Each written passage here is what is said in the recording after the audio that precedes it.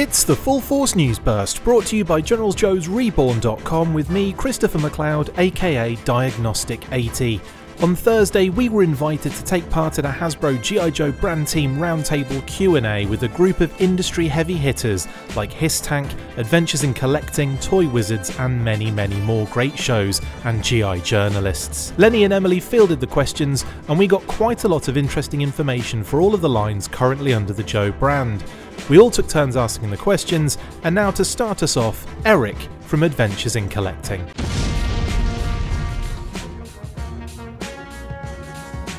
First of all, hi guys. It's nice to see and hi, Erik. Talk to you again. So I have to. My brother Dave, who couldn't be on the call today, asked me to prioritize this question for you guys. So now that that Sarge is back in the fold, are there plans to bring back any other famous faces like William Refrigerator Perry? You know, that seems like a great question for future us to be able to answer. It's been so much fun to get to start working with Sarge. This contract has been underway for quite a while, so I'm honestly 100% shocked that somehow the news wasn't leaked and that we actually got to have this amazing surprise moment, which was so cool and so kind of unusual for us. But I think that as you know, the line keeps ramping up, there will definitely be more collabs in our future. Exactly who those will be, we can't say, but that, you know, we would obviously be very excited to start welcoming back some of our famous real life Joes back into the fold. Come be classified figures, guys. We're fancy now. They were all awesome. So, you know, they were all awesome. I'll put it like that. We're ready to do the Super Bowl shuffle all over again. Over here. Perfect. We're ready. But can you replicate that with action figures? Because I feel like that's going to be, somebody's got to be able to do it, right? Classifieds? You can articulate them. Yeah. Oh, yeah. So who doesn't want a football mace? You know what I mean? Good to finally see you guys. It's been a while with COVID and all the shutdowns and whatnot. Yeah, we haven't seen. Hopefully, we can get back to conventions soon. Yeah. So my question is about classified HasLab. You know, when are we going to get to that? You know, classified is the 6-inch classified line is the anchor of the brand, I think, right now. You know, what's the possibilities of seeing something like that in the future? Because we all got our wallets ready. Oh, I feel like it would be very dumb of us to say that was something that would be off the table for the future. The whole HasLab experience with the Sky Striker was so much fun. And, you know, classified is kind of our baby right now, and it is the modern iteration. It is super hot, not to like pat ourselves on the back or anything, but I think that we are very, very excited about some future potential for a classified HasLab. So I can't say when, but we are politely asking if we can. And I will not hint to what we are asking for, but I don't think anyone will be disappointed. Nice. Very nice. Great job. I mean, some of you may be disappointed. I don't know what's exactly inside your brain, but, you know, we're pretty excited about what we're potentially proposing. I want to see a Thunder machine because I think that's something that wouldn't see retail. And you could throw in some maybe dreadnoughts that couldn't make it to retail. Mm-hmm. You know, that's awesome. Something like a HissTank could probably make it to retail. Yeah. I wonder how big would that be 6-inch scale? Because we traced out just for like funsies when we did the Sky Striker, we were like, do we want to do this in 6-inch? And Lenny sketched it out, and his daughter could comfortably fit inside of the sketch of the 6-inch scale Sky Striker. I gotta find the cardboard cutout. The cardboard cutout's pretty funny. It's Amelia sitting in there. It's like, hey. The Thunder machine probably be about 12 to 16 inches probably. Yeah. That seems reasonable. And I think that that's one of the keys in, you know, thinking about this, you know, all of us, you know, the first thing we think of is, could we do a flag? And then we're like, well, that would be like 20 feet long. So no. But even like, you know, doing something like a whale would be, you know. Oh, that'd be rad. Big. It would be big. And so that's one of the kind of push and pulls with figuring out which of these vehicles can we really comfortably scale up. Not to necessarily say it would be a vehicle and not one of the play sets, but I think that there are a lot of really fun things that we will be able to explore in the world of classified HasLabs. And I promise that that is definitely something that we are really excited about being able to bring to the table. I think another tidbit that's kind of fun to like think about too, it's like to help read tea leaves and stuff. It's like, what is affordable for people? Like there's a threshold. I think we've seen with some of the HasLabs and some of like even like other companies and some of the items they're doing, like You can just kind of read the room. You see what's too expensive, and then I think that takes some things off the table. Unfortunately, like I would love to do Rolling Thunder. Right. But could you imagine? Could you imagine? But yeah, you know, like you start or like a Terradrome or something, but it would be like, you know, enormous. You'd need like a full room for a Terradrome in 6-inch scale. Yeah. You could do a Terradrome. You just do one section, and then if you buy 10 sections, you can put it together. Perfect. It's a kid's bet. Yeah. I wonder if we could do like maybe the middle gets like a beanbag chair or something, so you can turn it into like a seating piece for your living room. It's incredible. Hello, guys. Long time. Great to see you again. I have, well, first of all, amazing reveals, by the way. I had a blast watching that segment, and you guys are always so fun, and just it's such an entertaining watch as well. So I really enjoyed that, watching you guys. It's great. I think out of all the brand teams, I think you guys have, I don't know, there's just something a bit more fun that I enjoy watching about you guys. Not to take anything away from anyone else, but I love you guys. Anyway, loads of questions. So I'll just jump to one that's kind of formulated, that's probably quite important for most people watching, or, you know, that will be watching. With the recent reveals of the Marvel Legends, all kind of non-plastic packaging, and also knowing that Hasbro are kind of going towards the non-plastic across the, you know, like on more of a, you know, larger scale, including G.I. Joe. I was wondering if we're going to be seeing in the in the near future that apply to the Classified brand, and what that might look like for Classified, please, and thank you. The short answer is yes. Yes, it will. So it's going to be rolled out basically across everything at Hasbro, including all of our action brands and our 6-inch figures. So full transparency, remember how I've been talking about all of these supply chain issues and all of the delays and how sad we are that product is late? It's brutal. We had really, really great intentions for G.I. Joe to be totally plastic free by fall of this year. And it's because of all of the delays, it's not quite going to happen. So what you're going to see is that some of we'll have exclusives that are plastic free that may not have been delayed as much, that will still have, you know, the Zorana Dusty Crimson Guard wave that came out will be the last mainline wave with plastic packaging. Okay. So that's something to be helpful. So the wave that comes out next will be our introduction to plastic free. Sure. We're really actually pretty excited about this change in packaging, because we are looking at it as an opportunity to give a new experience for fans. So we're thinking, okay, without a plastic blister, G.I. Joes come with so many accessories. How can we really make that into kind of an exciting experience? And we showed it a little bit with the Viper 3-pack that we did. That was that e-com exclusive. And so that was kind of an early iteration of what we're doing for plastic-free packaging. So what you'll see is, instead of having the classified artwork just on the side with the window that you can see the figure, it's going to be full artwork on the front. It's going to be awesome. Beautiful, give us an amazing chance to continue kind of showcasing the artistry and diversity that all of this artwork brings to Classified series, which is super cool. But then in turn, we were like, okay, so what are we going to do inside to really make this a special experience? And so we gave you a little bit of a preview, but inside now, each of the boxes will actually come with, Lenny, what are we calling them? Like a foot locker, like a little storage friend. Yeah. That will be actually a box. Can I show them one? Is it one for a figure we've revealed? It's for a character revealed. Yes, that's fine. So they'll look something like this. Sorry, my light is ruining it. That's amazing. It'll be a different color depending on your faction. And then it has, I don't want to give the reveal away of the number.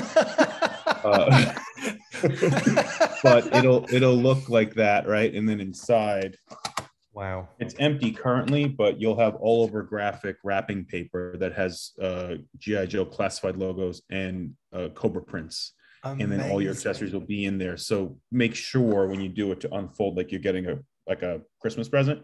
And then what we're going to do is everything that's a PVC part will be packaged within cardboard so that it doesn't warp. It actually might help warpage even more. But we have to find out in time to see how that actually goes. But yeah, what I found, it's pretty cool. And what I actually do is with my samples, I throw them in here. and I keep my samples in the little boxes, which is pretty rad. And we've even put like a little keypad on there. When you say samples, you mean toy samples? You don't mean my toy store samples or anything like that? I'll keep them here and sort them. So it's like a nice way to kind of sort your extra stuff.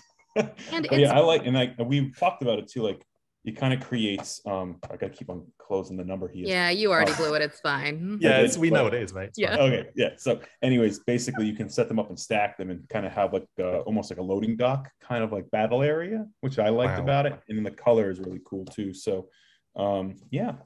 That's what they look like. That's amazing. Just kind of attached to that, there was a lot of, sorry, I know this is like kind of a second question, but there was a lot of kind of concern for people that collect, they want to see the figure and be able to kind of make out what is actually, like the best paint apps and all that kind of stuff. Is there have you thought about that in any way, shape or form with this particular packaging? Like, is there can we expect like a window or a door or anything like that on them? So that's a hard one with the 6-inch figures. So we did kind of across the board, we've done a ton of packaging studies to figure out what is going to be the best execution. And what we figured out is that regardless of how small, if there is an open window on the front of pack, you can pop their heads off. And so to us, the worst experience is you going to the store and finding all of our figures now headless because people have gone in and just stolen their heads. So what you're going to have on the box is, they are totally closed box, which is something that you'll see across all of the 6-inch figures at Hasbro now. So this is exactly, thanks TikTok. So we don't want to, we want to make sure that you're having the best experience possible. So it'll be kind of flat across the board. The only exception to that, I believe, will be Transformers on some of their items, just because you can't pop their heads off. Yep. I know, right? I love being able to say that in an interview. But what you'll see on the front of pack is going to be like a little product render, so you know what the product looks like. And then on the back of pack, in scale, we'll show the product and we'll show all of the accessories so that you'll still know exactly what you're getting in the box. We'll know what the color is. Everything should be okay.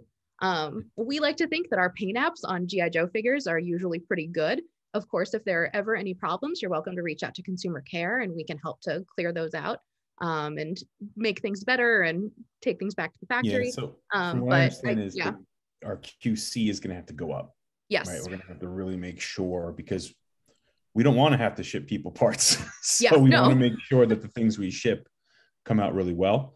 And a lot of that is us working with the vendor or the vendor following through. So I don't know how much we can talk towards that, but I do know that like we understand that that's going to become a threshold where we got to up a little bit. Yep. So. No, that's great. That's great. I appreciate that. Thank you. And I know that we haven't asked about this, but what I'm sure one of the kind of I may as well say it now because eventually the question's going to come up even later down the road. O-ring figures, plastic packaging, they have been for 40 years. What are we going to do about it? We're going to do something exciting and different for O-ring packaging for the first time. So there is going to be a new packaging execution for that. We haven't, once we have kind of models to show you guys, it's going to be really exciting. But again, we're looking at it in terms of, what are modern collectors looking for? What kind of additional value proposition can we be giving people to help address some of the, complaints that we've been hearing about what the current iteration of the packaging looks like? So stay tuned for more kind of information about that. So we'll essentially be treating that as nobody knows about this outside of our team yet, but we'll basically be treating it as a soft reboot of the O-ring line for modern G.I. Joe fans, which will be really exciting. Wow, It's, a chance to try something new and see how it goes, which as toy people is really like what we're here for. We want to try new things and make people happy. And fans generally love change. Oh yeah, no, toy fans who collect retro products are really, really huge fans of change. So it's going to be great. Thank you very much, guys. I appreciate that. That's awesome. Howdy. I'm going to actually split this going towards the future of collectors by looking at kids. We've spoken on some of these calls in the past about the legacy brands and, G.I. Joe being a big one that is going to require a new generation of fans down the line, namely kids, to keep this going for the future. Snake Eyes line, I know a lot of us liked it, but it didn't necessarily resonate the way we'd hoped, and the movie didn't quite do the box office that folks were looking for. What is Hasbro doing right now to really keep the brand moving and attract new collectors that aren't all of us from this era? Yeah, I think that astute observation, definitely something that we kind of know we need to figure out for the future of the brand, because, in 20 years, who is going to be really excited about what will be the retro of 20 years, and who will be the people who will be really nostalgic for the brand? And so that's something that we're kind of looking at it in terms of long-term planning of how do we reach kids these days? Is it a new animated show in the vein of Real American Hero? Is it TikTok clips? Is it video games? Is it, is it a metaverse of something?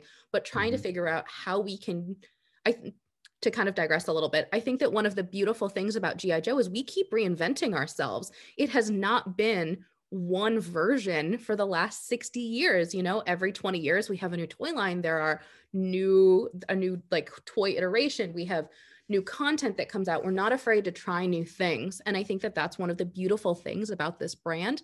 And so in the future, we are really trying to figure out, what makes the most sense for how to appeal to the youth without sounding, like an old person, but like what is going to reach them, and what will be a meaningful enough experience to them where when they are in their 30s, 40s, 50s, they look back and they go, oh my God, I loved that version of G.I. Joe from my childhood.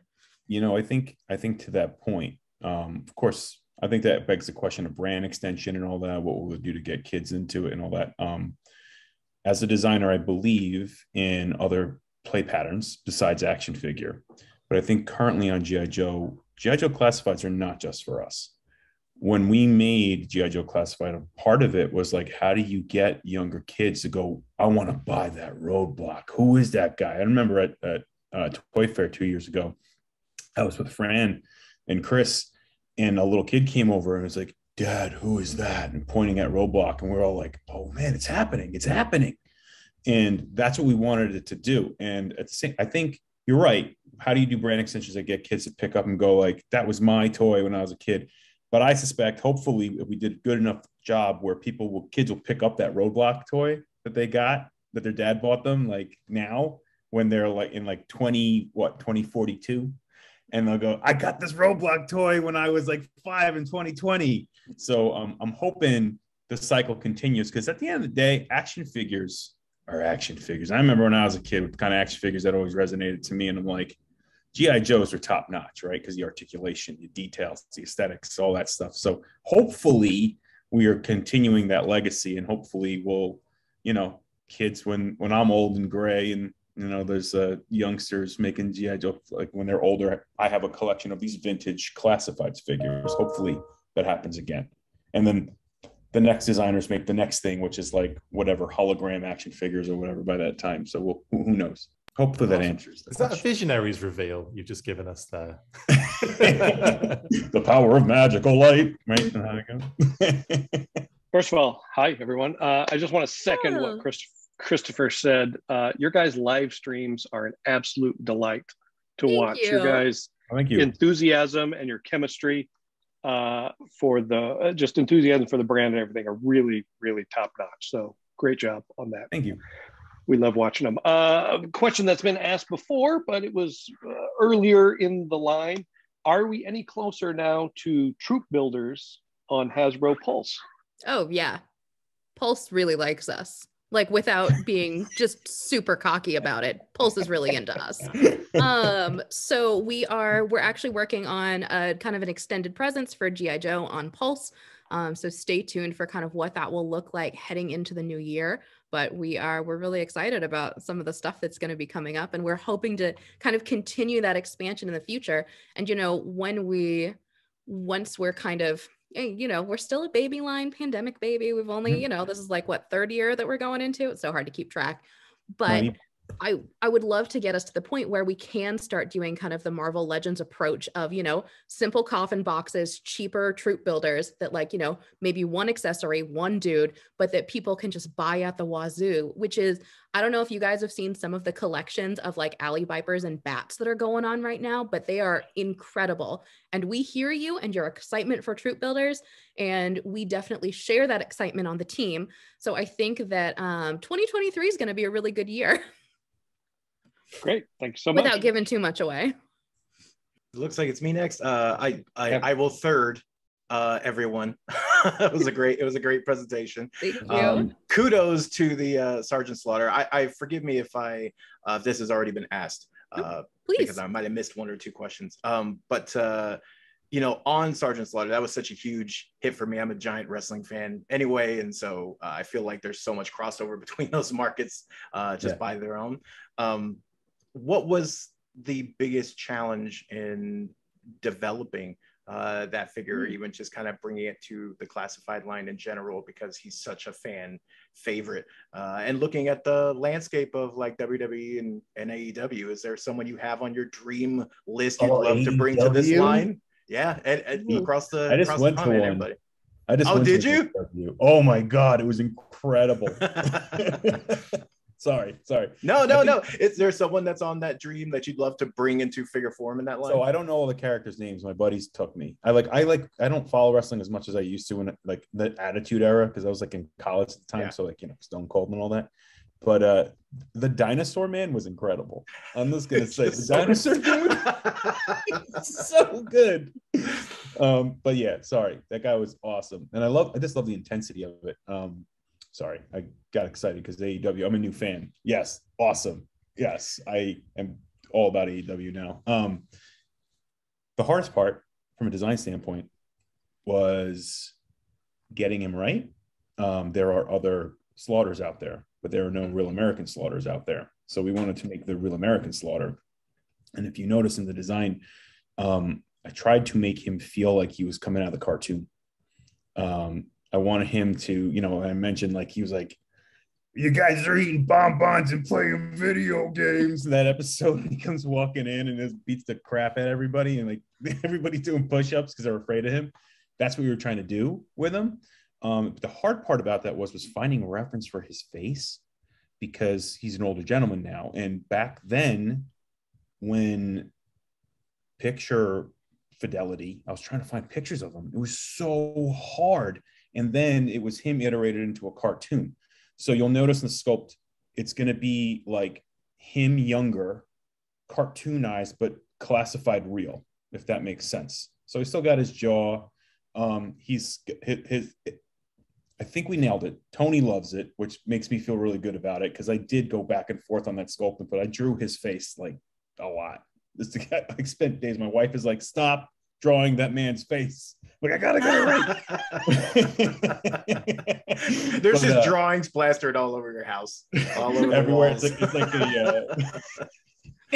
like a forensics. Yeah. But I think we got it right. And Corey, I forget who he used as a sculptor to work on it, but the sculptor did a really good job. And I think from a design standpoint, it's like getting his likeness right. And then what he should come with too. I think he comes with some fun stuff. You'll find that his price point's really good too. And his accessories are, the first time I saw his special accessory, I went, oh my God, this is adorable. Which is not like exactly the reaction you want for a G.I. Joe, but it's pretty good from me. But it's there because I remember the commercials as a kid and being told to buy G.I. Joes by this awesome wrestler dude who's calling me a maggot. And for some reason, I'm like, yeah, I need to go get them. Yeah, Mom, Dad, can we go to the toy store now? So yeah, it's a nod to that. But I think from a design standpoint, that was the hardest. Emily, from a marketing standpoint, anything you think? Yeah, Sarge is so sweet, and I truly was terrified that he was this like larger than life, angry dude who was going to come out and scream at me. Oh my God, he's so sweet, guys. Yeah. So he has just been so lovely to work with, and he is so positive about G.I. Joe, and so excited about the brand, and so excited to be back.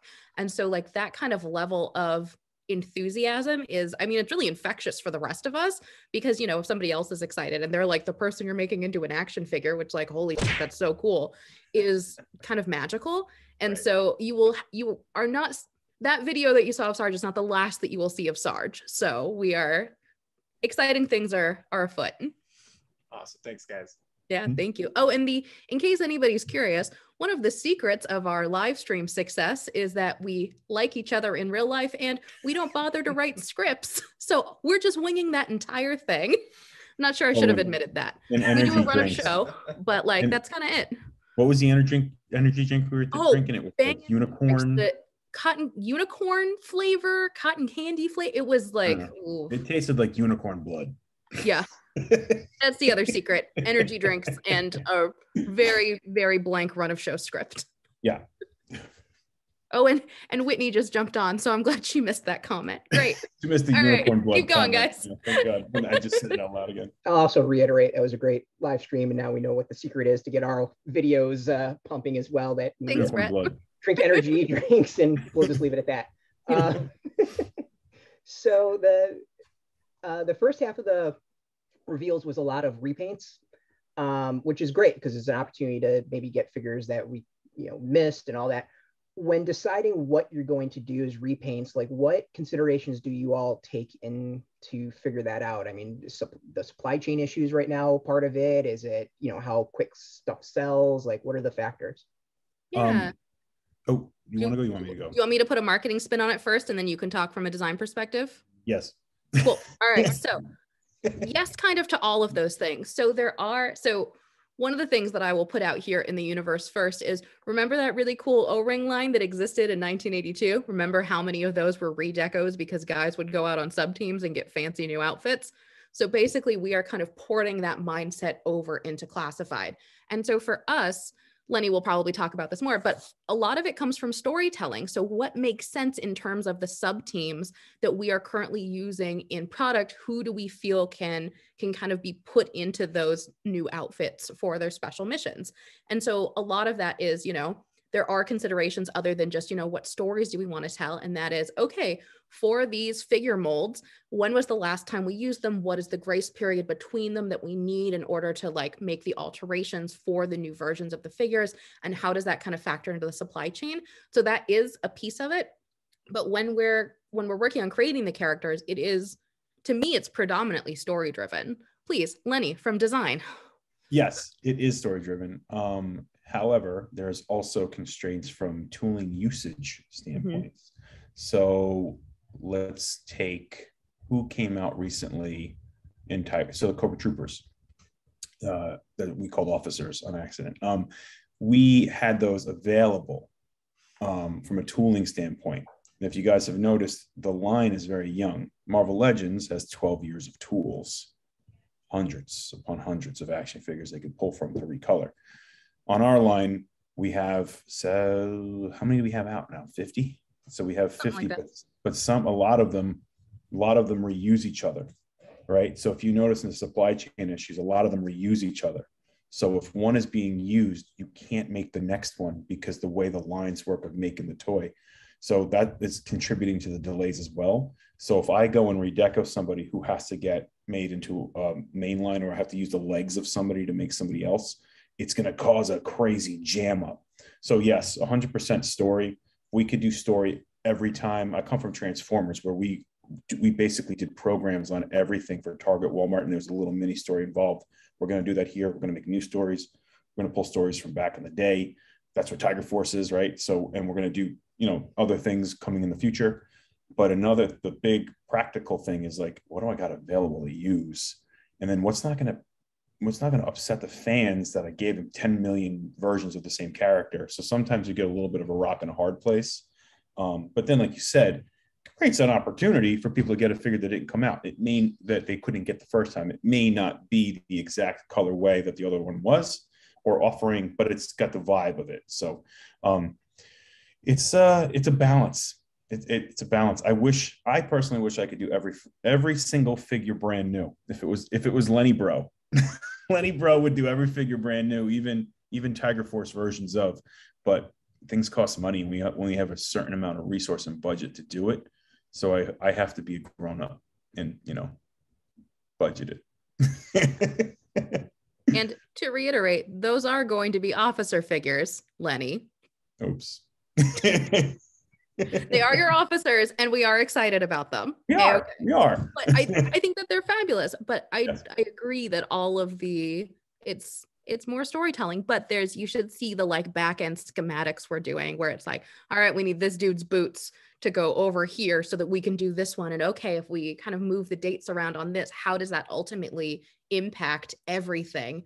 And so we refer to ourselves as the little brand that could.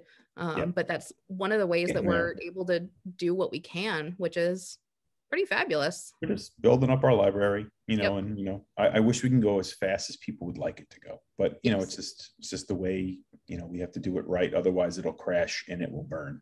So. Yeah. Is that aggressive for this meeting? I didn't mean it that way. That's fine. We've said worse things. Hey, okay. Yeah, it's true. Hey, everybody. Scott Zillner here with Toy Wizards. It's glad to see everybody.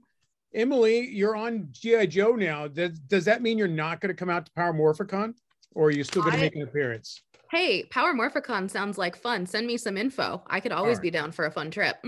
Awesome. I mean, I know you guys wanted to talk about what you revealed. And you've been derailed a little bit by everybody else's questions, but I'm going to try to keep us on track. And you've said several times the special accessory for Sergeant Slaughter, and he's holding such a wonderful, nice belt on his shoulders. I would just have to assume we're going to get something shiny in that box, but we're not going to say. Can we go over these? The repaints exclusively to where they're going to be released at. Tiger Force Duke, I'm assuming that's Target for Cobra Island, Tiger Force, Python Patrol. Zartan and Storm Shadow, those are going to be the retro cards. So that's going to be another Walmart special release. That leaves our Renegade version, Snake Eyes, is what a fan retailer to be. Everybody gets that Snake Eyes. I may as well just say it. He's actually mainline, so he'll be available everywhere. Okay, there we go. Yep. Awesome. I thought it was interesting that we got that version of Snake Eyes when the Commando version could have been such an easy repaint, Lenny. No, it couldn't actually, because parts availability plus. Well, that's a great thing you brought up, and which I never thought of. That head is brand. I wouldn't use the Commando Snake Eyes head for that, because if you look at it, there's some subtle details that are really different. And then he's actually, I remember my friends would always call him rock climbing. He's actually Ninja Force, so he's got a lot of like ninja details on him that I'd want to make brand Ninja new. Force. So we kind of a policy where it's like, if you can't make it right, don't make it, because I want to make things from the source that are as accurate to what they're trying to emulate as possible. And that even goes for things that are brand new and novel that haven't even been online yet. Like if it's like, I don't know, we're going to make up new character has to be done right. Even if it's a partial, right? Like you got to get the story has to come. So yeah, I agree. I wanted that was my Snake Eyes when I was a kid. That was my first Snake Eyes. Like it's a really good one. It was the first one not to give us all black Snake Eyes. And at the time, for me, it really threw like, what are you doing? Why are you making him like this? And after a while, you're like, no, he's cool. I remember being on the stoop in my parents' house in Staten Island. The stoop, that's right. I call it a stoop. And just rock climbing with him. Again, I thought it was rock climbing Snake Eyes. And like, I remember just stopping. G.I. Joe's, I think, had this effect on all of us. You would stop and just look at him and just look at all the details and like marvel at like how cool this is. And somebody made this thing. And he was one of them that like just really got me pumped. And don't get me wrong, I have looked at how to do that. I've done iterations on how to do that figure already, because I mean, he was my Snake Eyes. But ultimately, I scrapped it. I was like, I can't do this yet. We gotta do it right. So yes, and I didn't mean to be blunt in the beginning, but it was like, no, I want the right parts. But it's coming. It's coming though. I would assume we would have gotten a new head sculpt for that. As when this guy's time comes along, we'll get the stuff off his chest, which would be really cool. Oh yeah. What about Sergeant Slaughter? What's the idea for deployment on him? How are we going to get Sergeant Slaughter? That one is still a secret. Oh, it doesn't really matter, right? I believe I need to double check on that one, but I believe it's fan channel. Fan channel for Sergeant Slaughter. I think it's fan channel. So it'll be fan channel and Pulse. There's a chance that it's also Amazon, but don't quote me on that one yet. I would hope not, unless we got some supply chains taken care of. But there will be plenty of them. And then the Blue Ninjas 2-pack is an Amazon exclusive. That was not on my list. How did I not write that down? That's a really good version of blue ninjas, especially with the heads. That gives us, everyone has to buy 2 right off the bat. Sure do. Yeah. Perfect. Thank you. Some of us even more Thank you. so when you give us a troop builder that is actually another troop builder with the Blue Ninja 2-pack.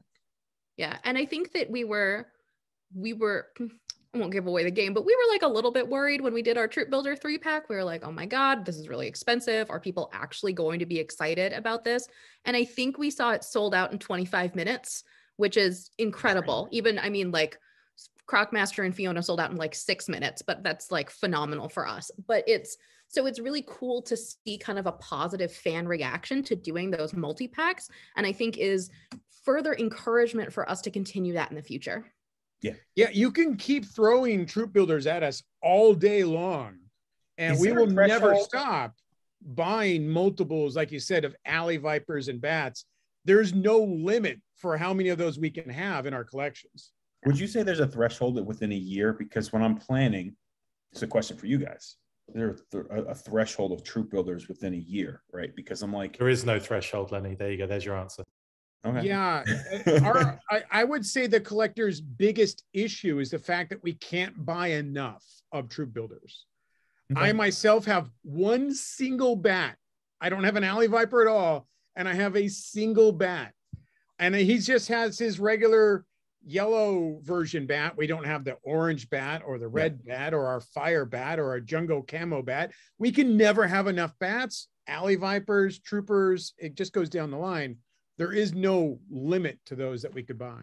Cool. And one of the things that we are cognizant of the fact that fans do tend to buy more troop builders than maybe like a single, like you may only need 1 Zorana, you may want like 5 alley vipers. And so we are going to be working with Pulse in particular in the future to see if we can start raising some of those purchase limits, especially on Pulse exclusive items, because if it's the only place that you can get a troop builder, we want to make sure that people can actually troop build with them, because that's really important to us.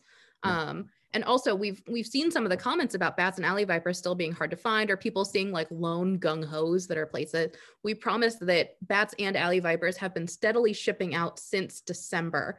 So the odds are if you can't find them, it's somebody has already bought them at your store, which is kind of wild. But I think that it's every time we release figures, it's further incentive for retailers to continue upping their order quantities. And that's what we're seeing steadily year over year. People are ordering more and more of these to make sure that we can fill that fan demand, which is awesome. It's exactly where you want to be. Like, oh, people want more of these? Awesome. Let's make more. I was going to say, thank you guys very much. I appreciate it. And of course, thank you for doing the roundtable too. We really enjoy having these times to have one-on-one talk with you. Of course. Erik, you had something, man. Sorry, I was just going to say, to answer your question, like, I think troop builders, like, if you look at it in terms of, like, commodities, right?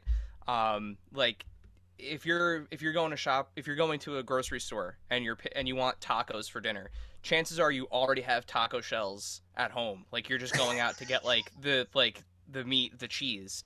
Yeah. So like if you make Pulse a destination, and I see James dropped a comment in the chat, like if you make Pulse the destination where it's like we will always have army builders in stock, there are no amount that you could too much, like there's not too many that you could release in 1 year, because as people can afford more, but everyone has different budgets, they could always use Pulse as that destination where it's like, you know what, this month I have enough to grab 2 more Cobra Troopers, or I have enough to grab 2 more Alley Vipers.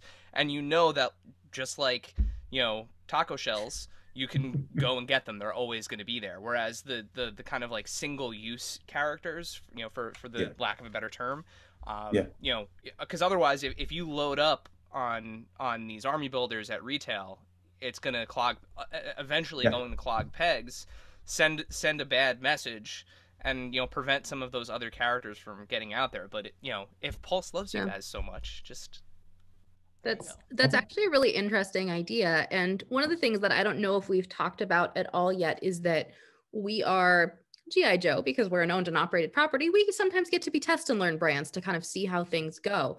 And so one of the things that we are doing as a test and learn is, as of the products that should have been released on 8/1/22, but now are slightly delayed, we are moving to a solids only brand.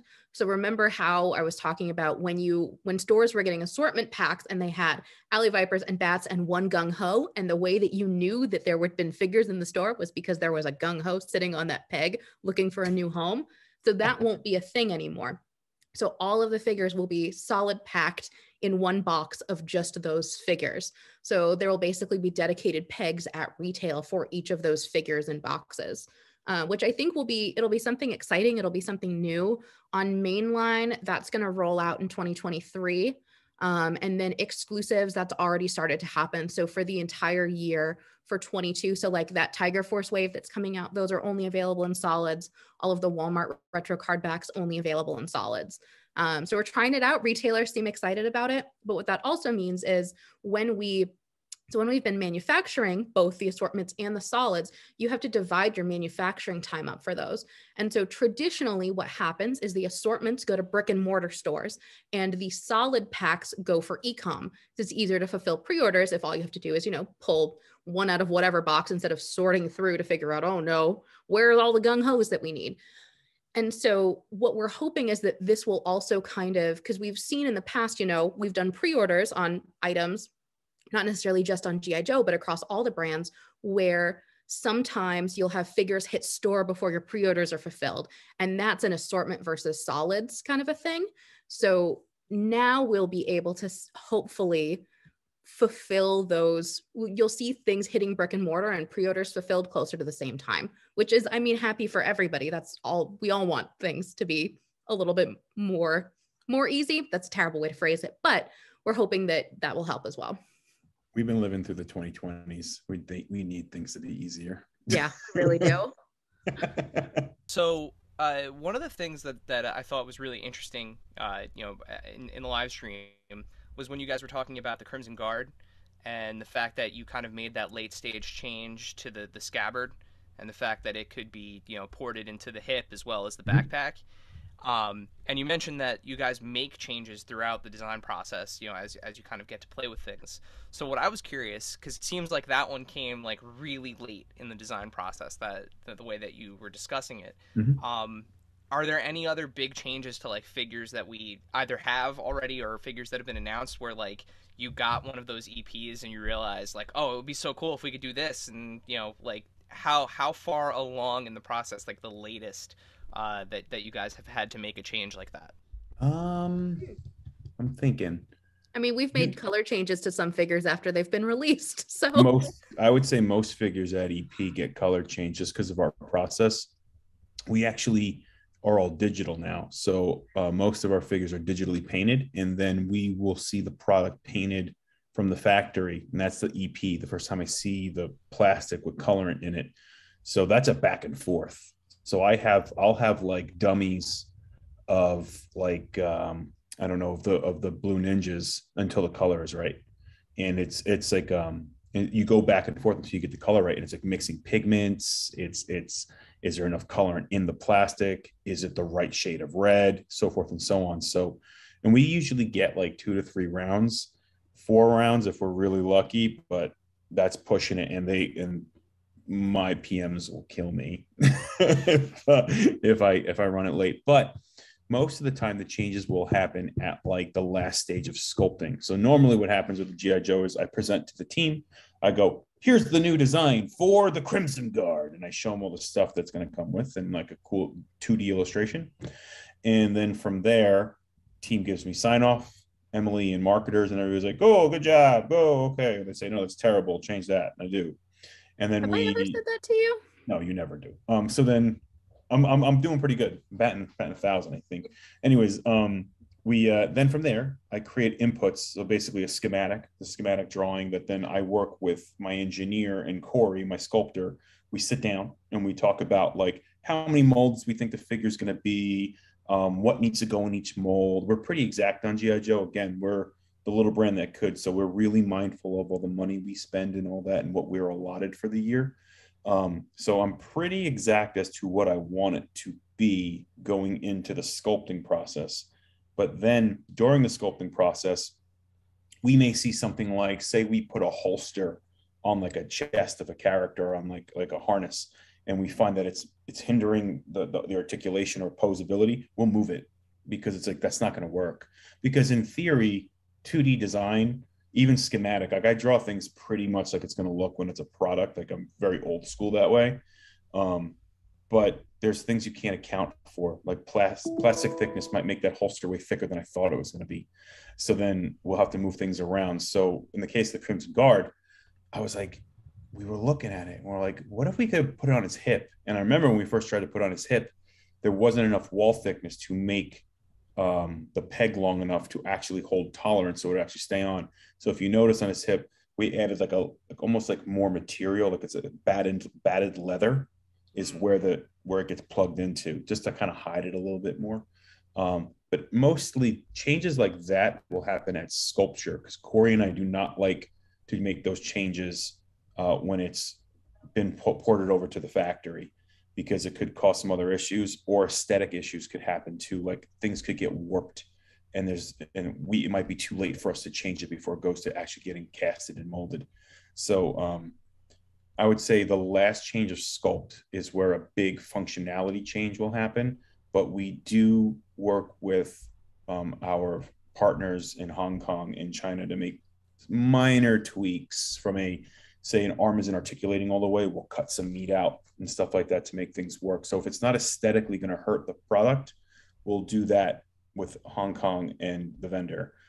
If it is going to hurt aesthetic of the product, we make sure that gets done by us, just because we're going to be, we're a little closer to it and we know aesthetically what it has to be. So it has to be done by us. But if it has to be something that's more functionality and you wouldn't notice it, we work with them on that side. And again, we're on this thing until it goes into a box. So, it's changes can happen pretty late, but for the most part, the Crimson Guard, that happened at sculpture phase. Hopefully I didn't rant too much, but no, I think that's fascinating. I think one of the things that I think most collectors don't realize is how many steps are from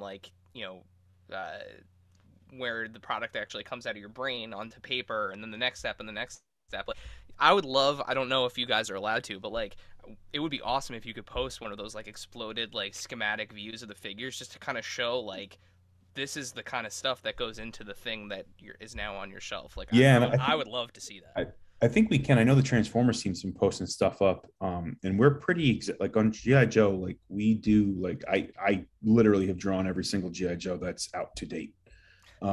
It's kind of why I love the job. Like this is like I'm in heaven. Like this is like what I wanted to do this ever since I'm a little kid. I've been doing it since I'm a little kid, right? So, I would think it would be cool. I wonder if we can, because some of that has trade secrets on it. We'd probably have to strip it of call outs and stuff. But for you guys to see what a mechanic, it's kind of like a mechanical drawing, really. It's like I show the views, and I try to do it as verbatim as possible as what's going to happen in the final product. Now 2D drawings may look more pleasing than a 3D sculpture.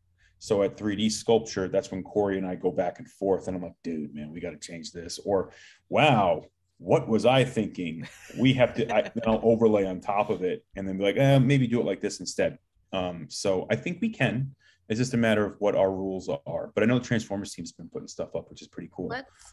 Lenny, let's work on this. And remember how we've been hyping Yojo June for like 4 months? Maybe we can do something for Yojo June. Maybe show the Crimson Guard. Oh, that'd be fun. Yeah, cool. I was wondering if the brain team had a chance to check out G.I. Joe March Madness on HissTank. I will be honest, I have picked up a second brand recently, and so I have not had a chance to check out HissTank. How is March Madness doing? I'm gonna go look right now. Yeah, we ran like a bracket, just like the NCAA tournament style, and we had the fans vote. Oh, fun! Classified series most wanted. All right. Serpent's been there, right? Yeah. Yeah. Well, it's just some fan feedback. Everyone wants their figures made. Everyone has their favorites. Yep. So just something to take a look at. No, plus, this is just a suggestion for a tool that you already have. You can do the Dreadnought Ram cycle because you guys already have that. Ooh, that'd be That fun. would be awesome repaint, and people would love that. I know people are looking for more vehicles in the line. Mm-hmm. You know, I know it's probably be a lot easier to put out smaller stuff. You know, like even Zartan, Swamp Scare, you know, stuff like that, or like the old, you know, like the old shooting ranges and little sandbag bases, stuff like that. Bivouac. You know, it will help you build out dioramas for pictures online too, and set up stuff wherever you are in your house, you know, depending on what level of collecting you're at. And it's so exciting when we see, you know, when people are passionate enough about the line where they're saying, you know, these are the characters that we want to see. And I always want to say, like, I 100% hear you. And I know that there are like OG characters that we have not yet gotten to, but we're not going to blow all of them in the first year, guys. Then what would you come back for? So we are kind of strategically piecing out a lot of those really highly desired characters. And again, I think that you will be very pleased by some of the things that will be coming out. And I mean, for the rest of this year and for 2023, in terms of things that we'll be able to execute on. And then, I mean, God knows what we're going to do. We're just starting to plan 24. In terms of like, what stories are we going to be telling for sub teams, and where do we want classified series to go? Because we really kind of look at classified series as kind of its own little G.I. Joe canon universe, where, you know, we're trying to tell this story with toys, and we're trying to give everybody the best experience that we possibly can, because so much of G.I. Joe is story driven. And we think it really does help with those dioramas to be able to have like the accessory pieces and have kind of stories that tie together in ways that make for, you know, compelling shelf displays, compelling photos, really cool stuff that people can do. Hi. Yes, another question. Right, sorry, I'm multitasking. It's terrible. Okay. That's okay. We're not offended. We do all the time. I'm still looking at the March Madness poll. So.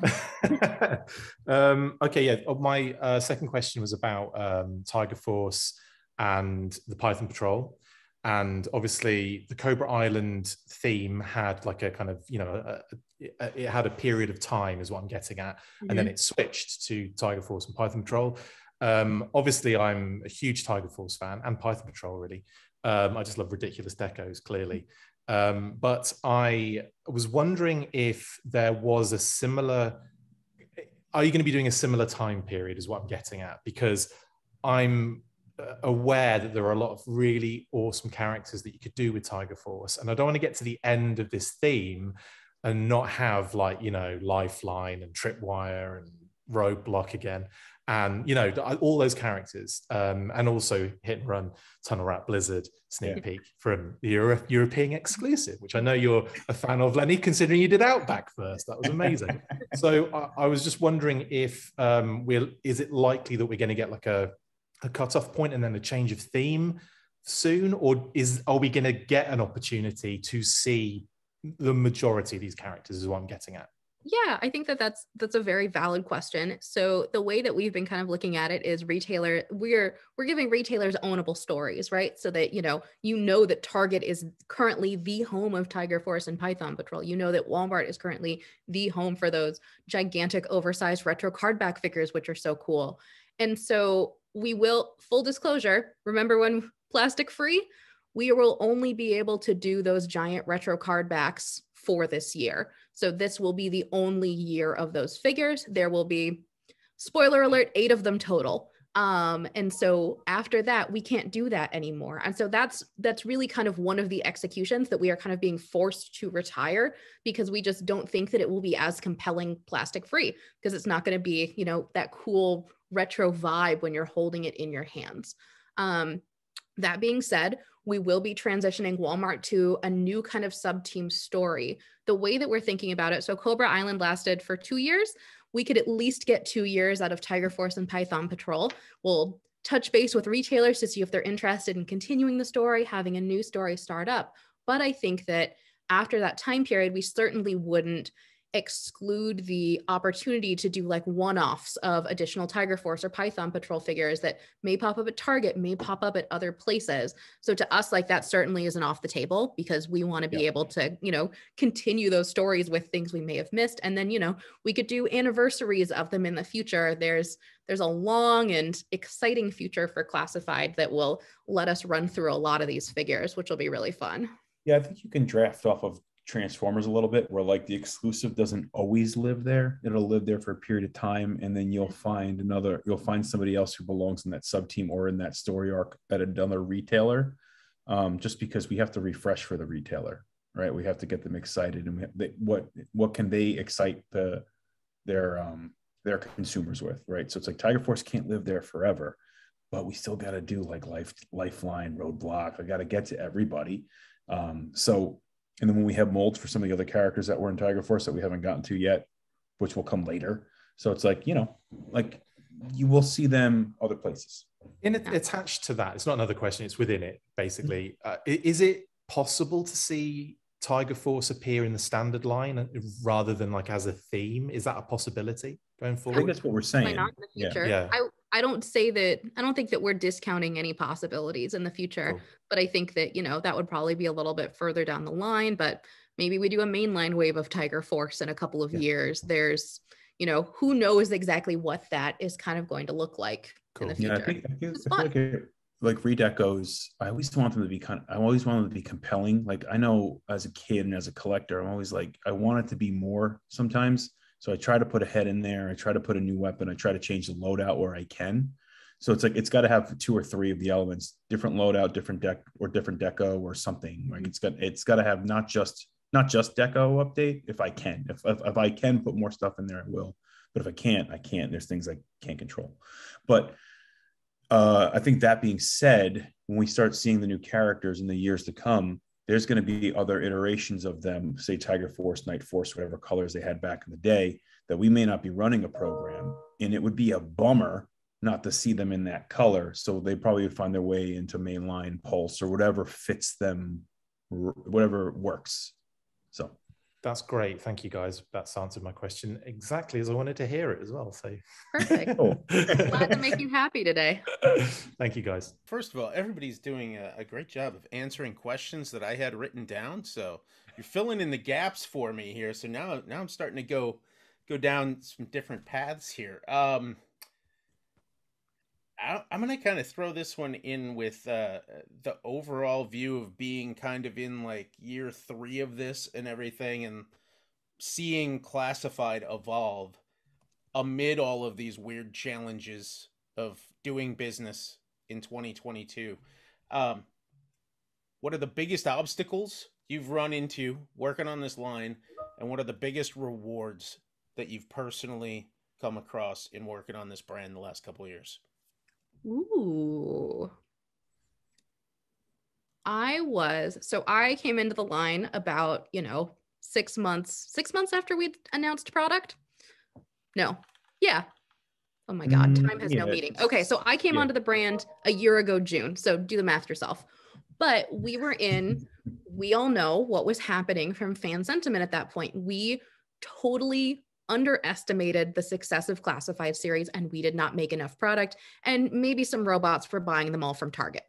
And so fans were frustrated, and they were upset that they couldn't get these figures, and they didn't understand why this was happening. And so I think one of the challenges for me when I came onto the brand was, oh God, how do we make people happy again? Like, how do we say that we're working on fixing this? How do we convince all of you that we are on your side, we have your best interests in mind, and that we are not just trying to totally screw you over as like a big corporation? Sorry, Whitney.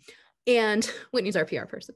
And I feel like, so that was my biggest challenge of, what was the sentiment going to be about this? And I was, full disclosure, terrified when we did our PulseCon panel. So it was the first time that all of you were seeing me as part of G.I. Joe. And it was either going to go really, really well and everybody was going to love it, or it was going to go really, really poorly and I was going to be the girl who ruined G.I. Joe. And so you have no idea how happy I was that it went the good way. But I think that, we were very, very incentivized to figure out how to fix things, and that it really did boil down to supply chain issues in a pandemic, and nobody thought this line was going to be as popular as it turned out to be. So I would say we are now manufacturing 5 times the amount of figures that we had originally gone to market with, and that's kind of under what retailers want us to do. We just can't meet the capacity. We have had to increase the manufacturing times twice over to meet demand for these figures. And so that's one of the things that's also being kind of factored into taking longer to get us to shelf. I mentioned it a little bit on Tuesday, but stores have kind of set quantities that they need in order to start shipping out product or to put things on shelf.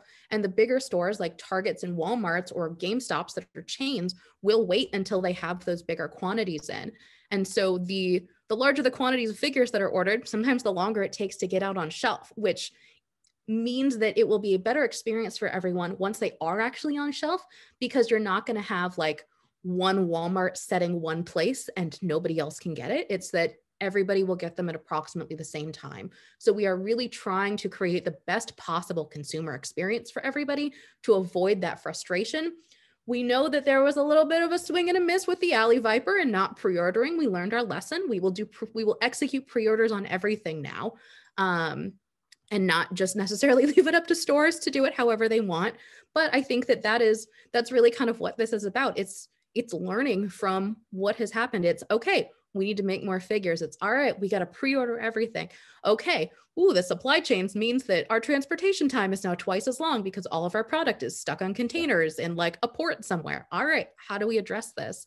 And so I think I got way off track, but I think for me, that was kind of my biggest challenge coming in of like, okay, how do we level set expectations and how transparent can I be with everybody about this? Because I want all of you to know as much of what we know as possible without like giving away trade secrets or whatever.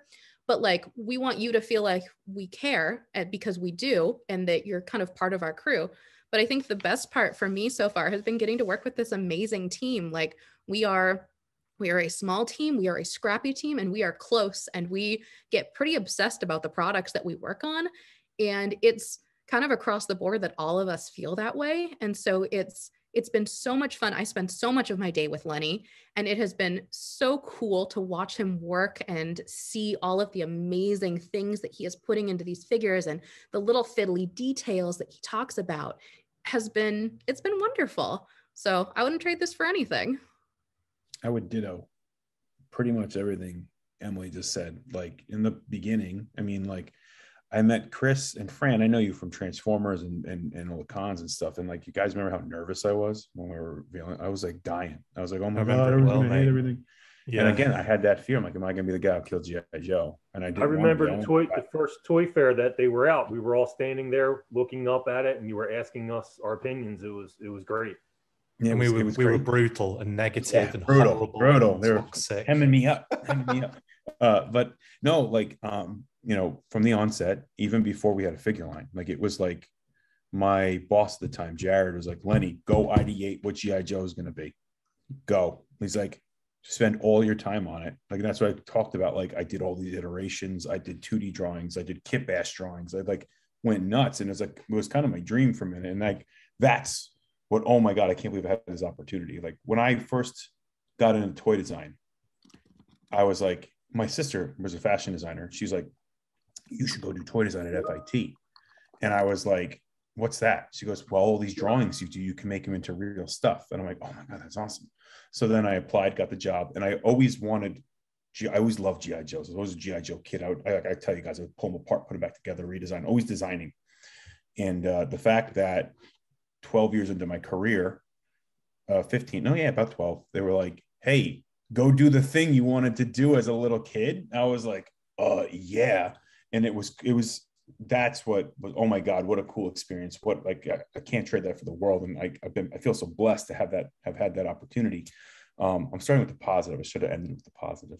You know what I mean? But it's been awesome. You know what I mean? And the fan acceptance and we really are passionate. Like the team, like we're Skunkworks and we're small, but we're building there. You know, we're building the company sentiment in the brand as well. But there always is. I mean, G.I. Joe's we built the house, right? But at the same time, it's like we got to build it back up. Like it's like there's a lot more competition now than there was when we were kids with G.I. Joe, right? So now we have to prove ourselves. So it's been great. It's been awesome because everybody's so passionate. We're kind of like next level with our passion. But the one thing that has bummed me out is like we can't get them to people, right? And I'm like, I'm spending all this time like designing this stuff, putting my heart and soul into it. And Corey and my engineers, like we're like in it, like every little detail is getting scrutinized. And then we get and you're going to be delayed this amount. And it's like, it's like you think about it, like you're cooking a pot roast and then you can't have the pot roast. You know what I mean? Like you cook this delicious meal and then you can't have it, because I can't have it either. I don't get the final. And then you reveal loads of other meals that you can have. Yeah. Yes. And then it slows down. Yeah, it slows down all my leftovers for my redecos and partials. So and my mom so my mom is the best. She watches all of our live streams and sends me comments about them and says, "Oh, Lenny did such a nice job on thus and such." And she screenshotted a comment and she was like, "This is so funny." And it's somebody going like, "I love my pre-order collection." We're like, yeah, that's kind of what we basically warned everybody, is that we are going to end up with overlapping pre-orders that would not have necessarily been a thing according to our original on-shelf dates if those were still able to happen. And it's been hard and it's been frustrating, and we have been working incredibly hard, everybody on the team, to figure out how we can make the best out of this, what we can do to fix it. And I think that we're in a much better place than we were 6 months ago. But now it's kind of the trickle effect where, okay, we're going to have we basically had a 6-month delay, and that all of that product is going to start hitting shelf. And then, oh my God, we're going to have all of the 23 product too. So I think that over starting in the fall, like things are going to be good for G.I. Joe on shelf, is I think pending that China doesn't shut down again. If it perspectives it, I've been doing toys I got my 15-year plaque. It's a big 15. I think 16. I got that last year. So I'm doing it for 16 years. I remember when a weak slip was a big deal. And that was before the pandemic, right? So it was like, you're going to have a weak slip on that product. And it was like, oh my goodness, a weak slip. But now you guys are seeing the delays we're getting. It's like, this is completely unprecedented, right? It's like, it's very stressful for us. I feel like maybe I'm being a little too open about it, but like it stresses us out like crazy. And I know it stresses the community out like crazy too. So we're right there with you. It's bugging us out too. But hopefully you guys are patient with us and you'll be there with us through the run. But yeah, it stinks really bad. So no, to my watch, yeah. Time ticking. Lenny and I can basically talk forever. We'll just keep running our mouths. And then Erik, now I have time to show you my second creepy doll that sits in my window. Did a lengthy Adventures in Collecting podcast where my creme de la creme story at the end was my haunted bride doll. And I got a lot of Instagram messages about her. I'm surprised you're not recording from your haunted attic with the fall away wall. So spoiler alert, I bought a house in last August, and it's a house from 1948, and there was a windstorm one day, and I went upstairs to the attic, and one of the pieces of paneling had fallen off of the wall, and it turned out there was a secret crawl space in my attic. So you're like, all right, Emily, no. So you shine a flashlight into the crawl space, right? Because I'm not going in there. And there's a rocking chair that's knocked over with a bunch of pillows stacked on top of it. So at this point you think, all right, attic ghost, we'll just kind of leave this situation here. So my 13-year-old niece, Vanessa, came to visit, and my mom told her about the crawl space, and she's like, Auntie Emily, let's go figure that out. One of our family friends was here, and they were very brave, went into the crawl space, and we found an empty HD TV box, which means somebody has been back there recently, 3 really ugly framed paintings, the rocking chair, 3 pillows, and a wedding dress. Like a wedding dress in a box, like somebody had preserved the wedding dress. I have a lot of questions about it too. So then we were like, oh my God, who does this wedding dress belong to? So in the most normal thing I possibly could have done, it's a big attic space. I don't have a lot of stuff up there, so it's pretty empty. In the middle of the attic, the rocking chair is set up with all the pillows and the portraits around it. And the wedding dress is on a hanger hanging from the rafters so that it kind of moves in the breeze. The train is all spread out. So that's my attic. Welcome to Cranston. Wow. I thought you were just telling us about a film you saw the other day. That's incredible. Yeah, I like to keep a couple of weird ones tucked away just for occasions such as this. So creepy. That's so creepy. I am legit creeped out. Not to plug my own podcast, but if you want to hear in detail about the creepy doll, definitely go listen to that episode, because boy, does that have a story. So yeah, it does. Please. You guys have been commissioning so much incredible character art for the line. Is there a possibility of seeing that released some other way, maybe higher res? People could use it as, backgrounds, wallpapers, icons, things like that. Yes, we're working on that. Classified Series Artist Series Collection, I believe is the official name. Franchise will tell me if I'm wrong, but it's getting its own logo. There are plans to kind of do a rollout program around it to better leverage that art, because it is so amazing. And I do think that, it's unusual to have a brand that commissions a different art piece from a different artist for each figure that we do. But I think that that is one of the really cool things about Classified, and, kind of represents the hodgepodge and melting pot that is G.I. Joe, is to be able to have, if you so choose, to have those boxes art side out, to see all of those really cool different snippets of character art that do kind of come together to form this amazing line. So yes, there are plans. Yes, we are in the works, and yes, we are excited about it.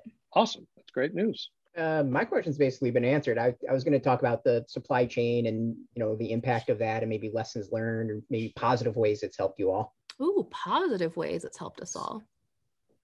I think it's given us a little bit more time to reflect on the line, which is kind of a weird way to think about it, because how am I going to formulate this to sound like I know what I'm talking about? Sometimes I start talking and I don't exactly know where I'm going to go, and I just kind of hope I'm going to get there, but I haven't had any coffee today, so I'm lagging a little bit, so I'm stalling for time while I formulate a sentence.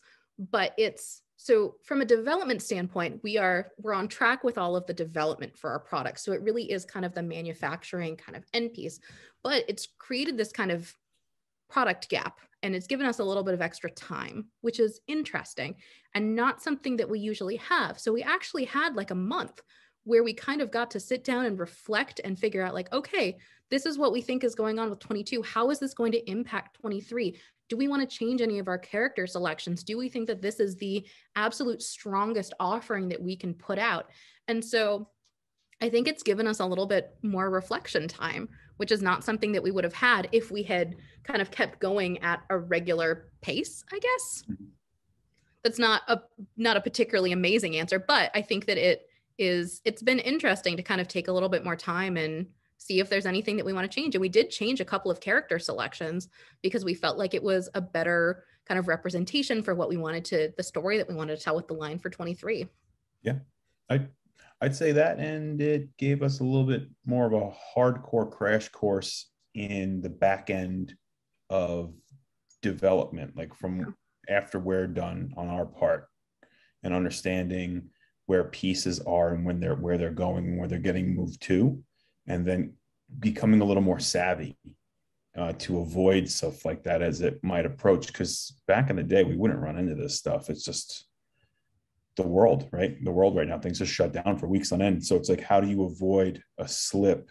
Or what can you do to not tie something else up with something else?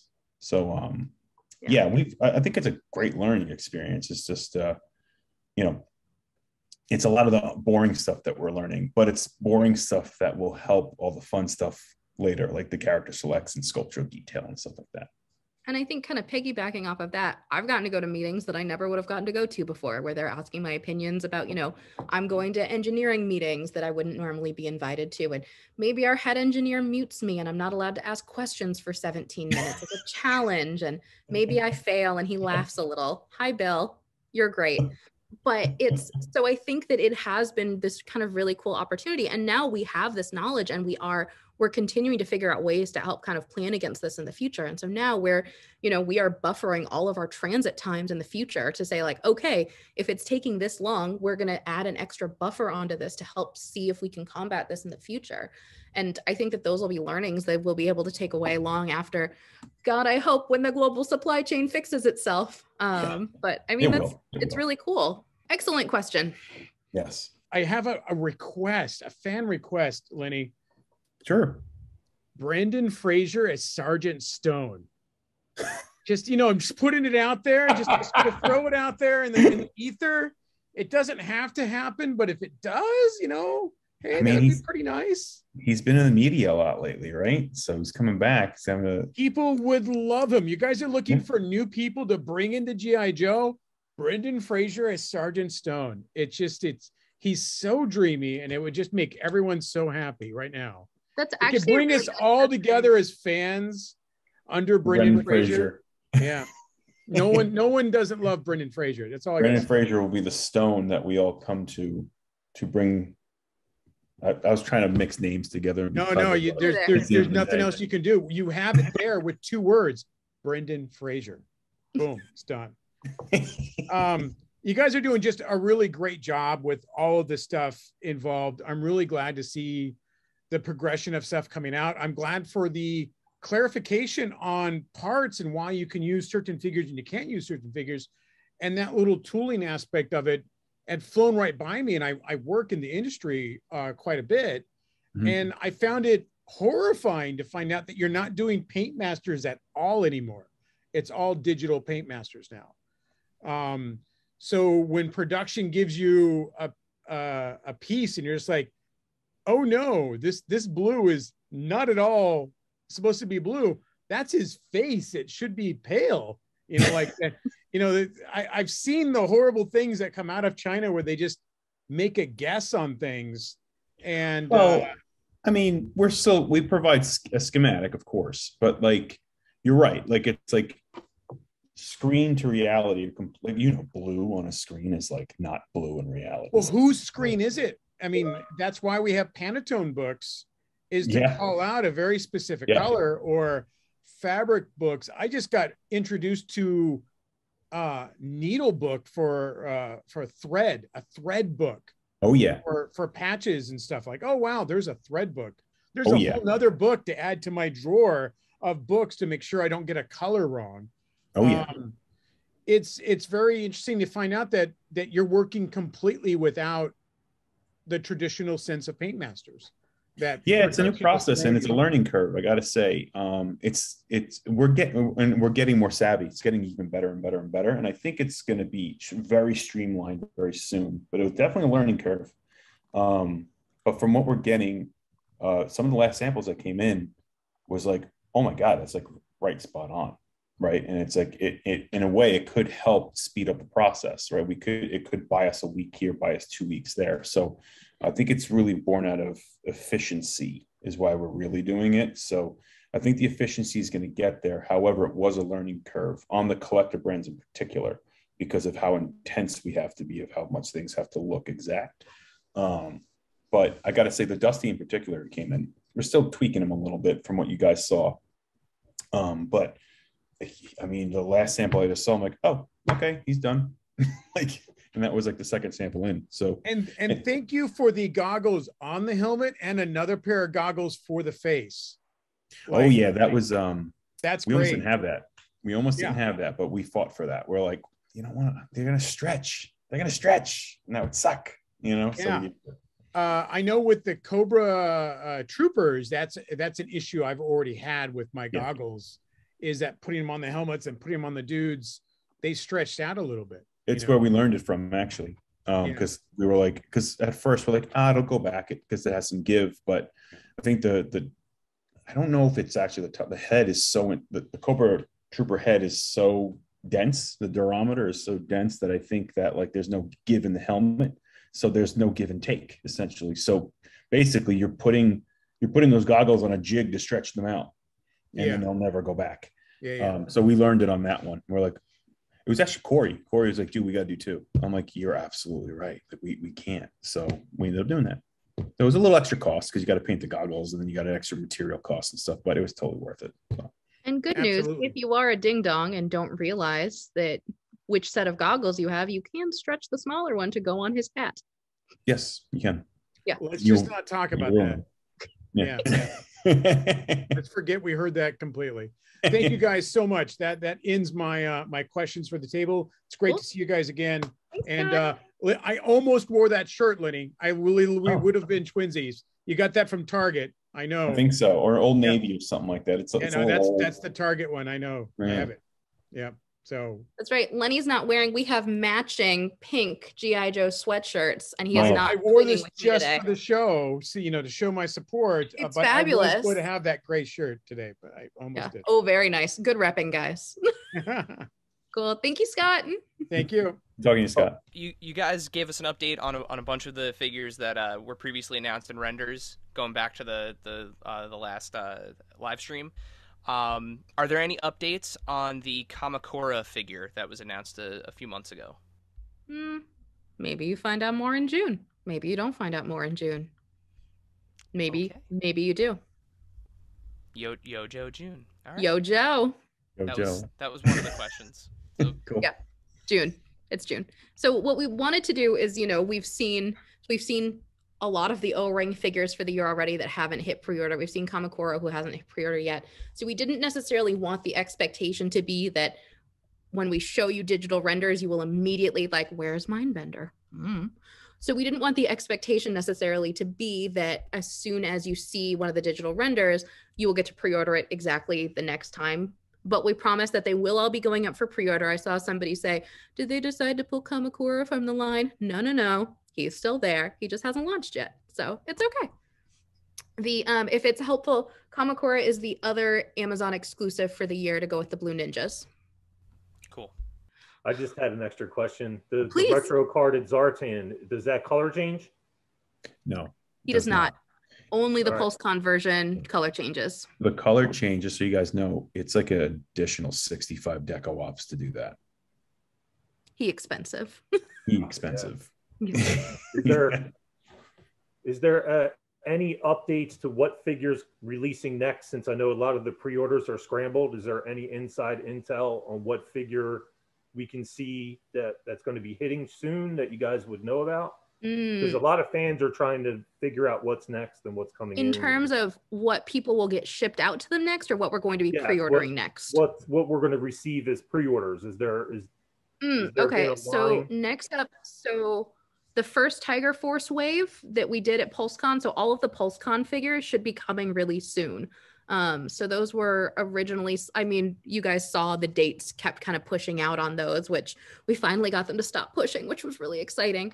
So those were originally, you saw the original date, so I don't have to lie about this. Those were originally supposed to be February of 2022, and ultimately pushed to an 8/1/22 for setting in brick and mortar.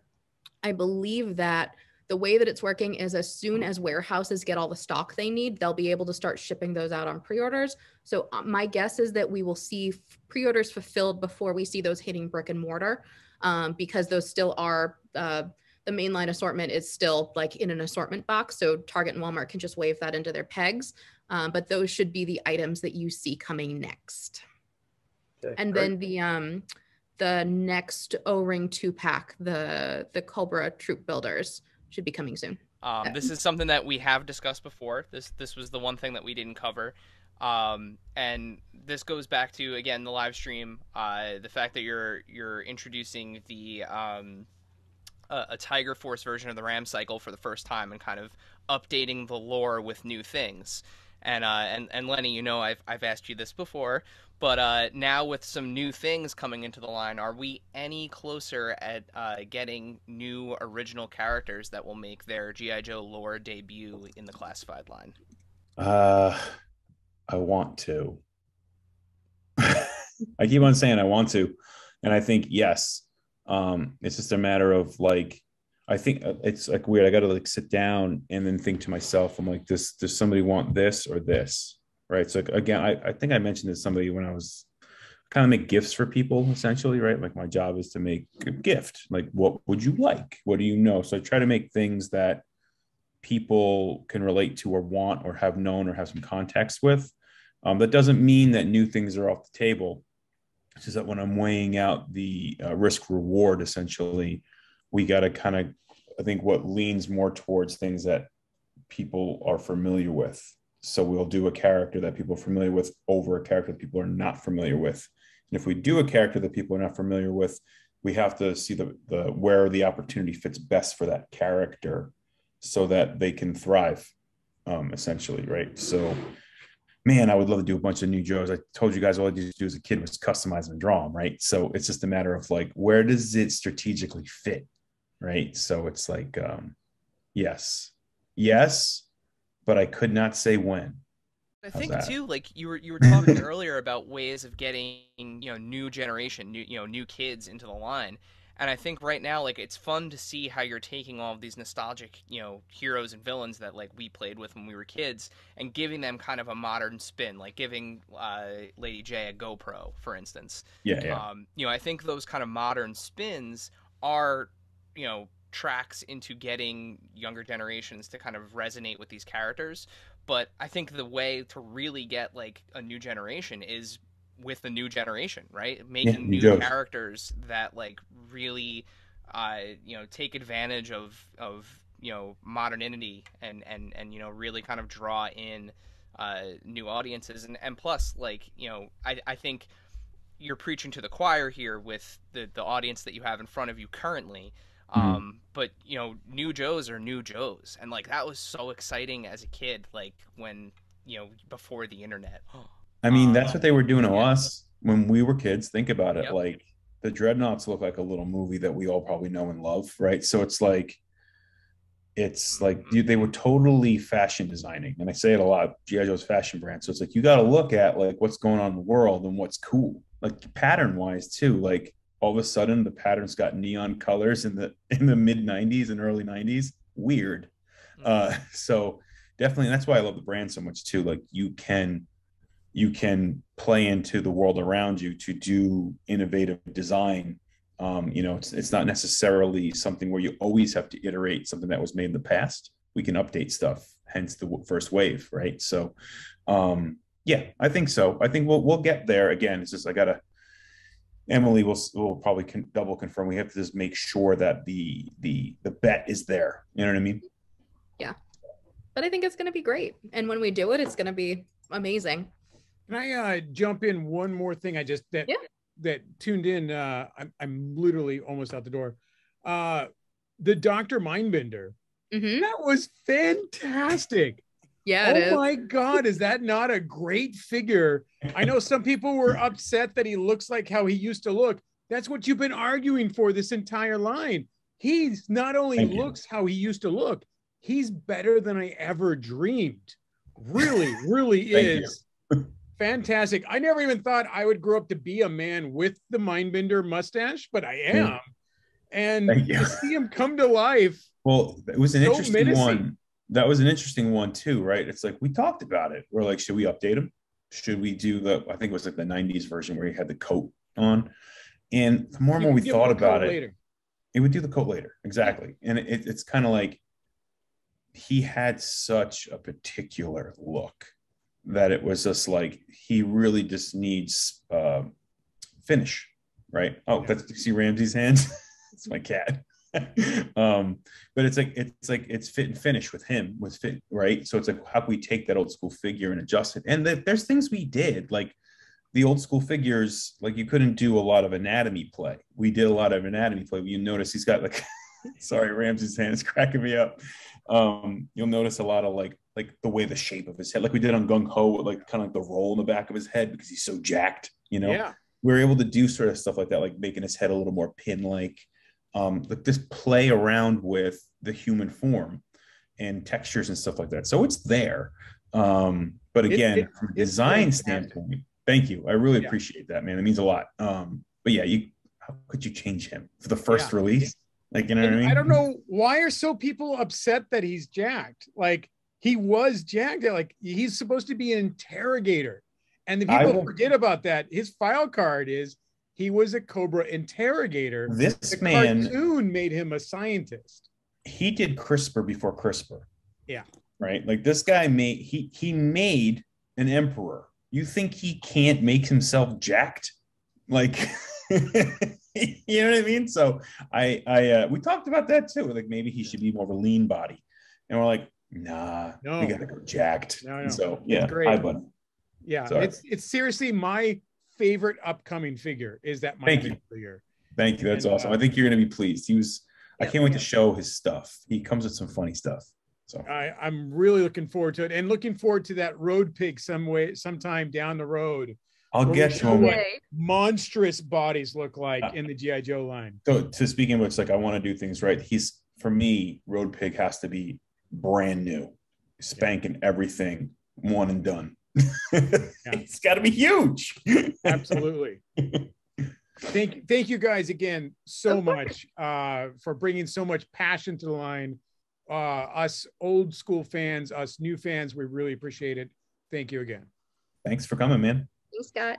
Dr. Mindbender going to be available? Is that a PulseCon exclusive or? That's a great question, which I'm not allowed to tell you yet. Okay, I don't think anyone knows that yet. I had to sneak. No one does know that yet. Yep, that one is a. I'll check and see when I'll be able to tell you that information.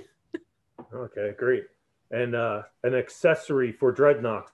We definitely need grape soda cans. I know, right? Like, we need grape and chocolate donuts. You need to get a little chocolate donut box and a grape soda can. You got to get that in there somehow. We need grape soda cans. 100%, like crushed soda cans and stuff too, because it's bashing them on their heads. Like that's a staple. You know what I mean? How many times has that been in the comic books? I know. I'm 100% with you, and I think that goes to say on sometimes we don't have the money to make a particular character, right? So we just shouldn't do them, because I don't want to release something and then we didn't give it its just deserves, what it deserves to be put into it, just to get another character out there. Because it could come out stinky. You know what I mean? Like, you need the right body type parts. You need the money to make new parts that are particular to that character.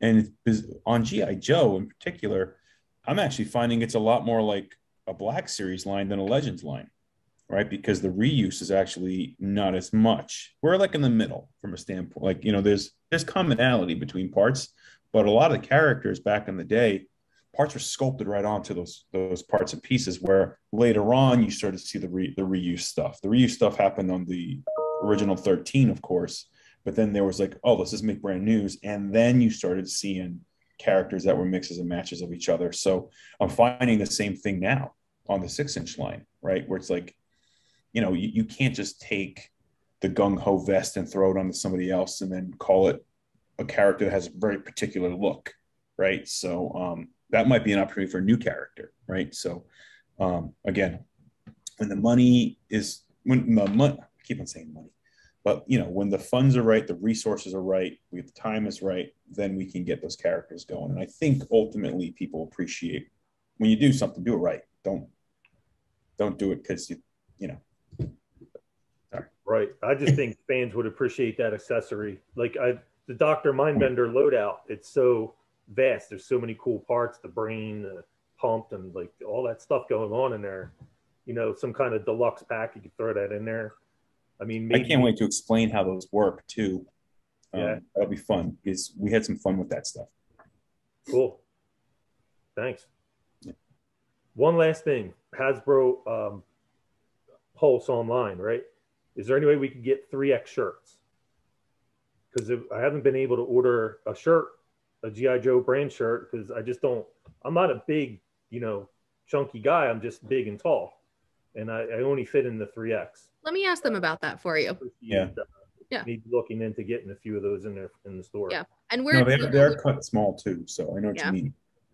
And we try to be as inclusive as possible with sizing. So I'm sure that, yes, let me see what I can do. Sure. Thank you. I appreciate that. I would love to order every shirt that you guys make. I would order one of each. So. Awesome. We do make good clothes. I mean, I made the sweatshirt, so I'm a little biased, but not personally. Like I put the logo on a sweatshirt and sent. She designed that shirt. She like on a website. She did that. Thing's awesome. I did. I made these shirts and the 40th anniversary shirts that are pretty fun.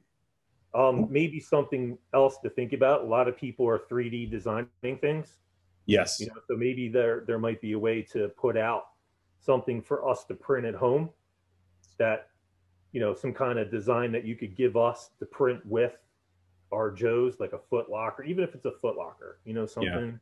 That's an interesting proposition. We with the times changing and everything, like technology. Right, everybody's 3D printing. I know I do it for things that I don't think you guys are going to make. you know. So I've been printing vehicles. I mean, and just some of the stuff too is incredible. Like some of the stuff that these guys are making. Yeah, and I think it's weird. It's like I think it's a bigger conversation for us, right? Because it's like that's opening up 3D source files and stuff like that. So we would have to be. It's a different animal for the company as a whole. And I think there's definitely people talking about it. It's just a matter of how do you implement it in a way that is. I use the word strategery that has strategery behind it. You know what I mean? Like you need a branded Hasbro 3D printer that you can, you know, sell to the public. Yeah, there we go. Or like a subscription service, a 3D file subscription service or something. Something like that. Yeah, and people are getting into it. I mean, it's a craft. It's definitely like a big trend. So it's like how do we do it in a way? It's like I'm a big fan of Skyrim, so I like do a lot of Skyrim modding and all that sort of thing. Which that's got an open source material. So I would imagine people much smarter than me in other departments of the company would have to figure out how that worked essentially, because it's again you're opening your IP up to everybody, and you're a little bit of trade secrets in there too. So how do you do it in a way? What's that? I'm sure there's a lot of things that you guys would not be willing to do, but you know, G.I. Joe, I think out of all the brands that exist, not even outside of Hasbro, it's the most customizable brand. People are into customizing G.I. Joes a lot. Oh yeah, big part of the community.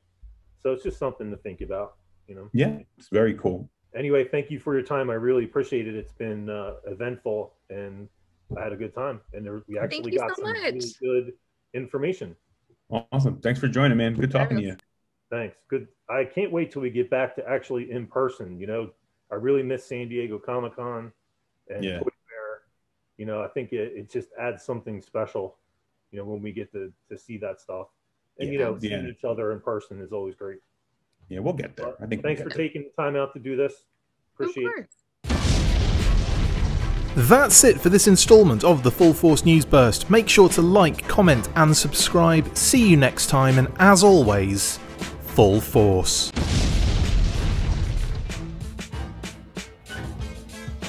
Make sure you get involved with the discussion by liking, sharing and commenting on these videos, and as always you can keep up with the show after listening by following on Twitter @TheFullForce, liking the Facebook page facebook.com/TheFullForce, and if you would like to contact the show you can message us on either of those platforms with feedback and questions. We also have a Patreon page, so if you want to show your support for the show, see your name up in lights on these videos, or enjoy exclusive bonus content, then check out patreon.com/TheFullForce podcast, or click on the link on any of the posts this podcast appears in. Full Force.